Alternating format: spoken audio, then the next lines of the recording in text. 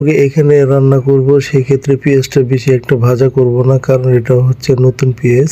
তো পেঁয়াজটা আধা ভাজা করে নিয়েছি, আর এখানে মুরগির মাংসগুলো খুব সুন্দর করে ধুয়ে নিয়েছি, চামড়া সহ দিয়ে দিয়েছি।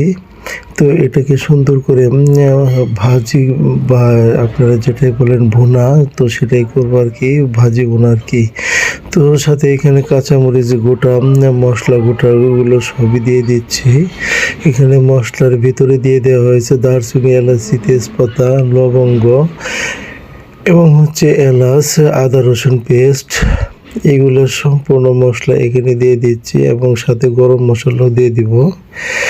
তো যেহেতু শীতকাল, এখন দেশি মোরগে এগুলো অনেকটাই দাম, তারপরে তুলনামূলক একটু কম। তো সেক্ষেত্রে নতুন পেঁয়াজ দিয়ে দেশি মোরগ রান্না করলে একটি অন্যরকম স্মেল বের হয়, অন্যরকম একটা ঘ্রাণ বের হয়। তো এখানে গরম মশলাও দিয়ে দিয়েছি, ধনিয়ার গুঁড়োও দিয়ে দিয়েছি।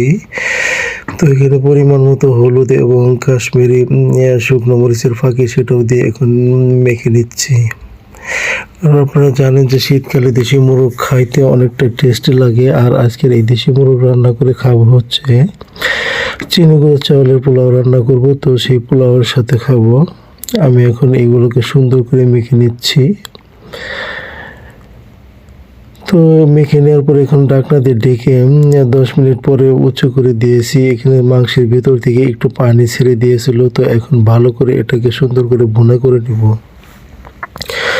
আর আপনারা জানেন যে মশলা সহ যত কষাবেন তত স্বাদ এবং ঘ্রাণ এগুলো হবে। তো একটু কষানোর পর আবার আরেকটু ঢেকে দিয়েছিলাম। তো ঢাকনা খুলে এখন আবার নেড়ে ছেড়ে দিয়েছি। এখানে সুন্দর মতো তেল ছেড়ে দিয়েছে, যেহেতু এখানে মাংস 2টা মোরগ একসাথে দিয়েছি, 2টা মোরগের মাংস। আর মাংসের কালারটাও দেখতে বেশ মাশাআল্লাহ অনেক সুন্দর হয়েছে।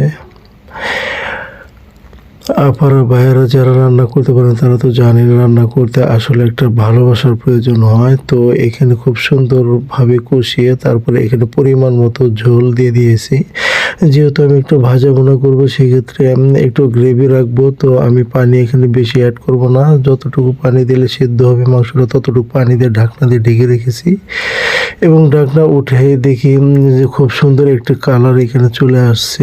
আমার মাংসটাও প্রায় রান্নার শেষের দিকে চলে আসে। এখানে কিছু গরম মশলা আমি স্কিপ করে গেছি, তো ওটাও দিয়েছিলাম। এখানে একটু নেড়ে চেড়ে দিচ্ছি, যেহেতু খুব সুন্দর একটা ঘ্রাণ দেশি মোরগের বের হচ্ছে। তো এখানে কালারটাও খুব সুন্দর, চমৎকার একটি কালার হয়েছে দেশি মোরগ রান্নার। এত সুন্দর একটা কালার হয় আমি আগে কখনোই জানতাম না।